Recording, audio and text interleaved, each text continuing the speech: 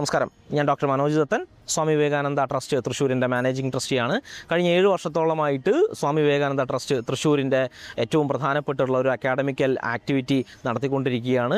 ഏറ്റവും നിർധനരായിട്ടുള്ള എന്നാൽ academically skilled ആയിട്ടുള്ള വിദ്യാർത്ഥികൾക്ക് നമ്മൾ ക്ലാസ്സുകൾ കൊടുക്കുകയാണ്.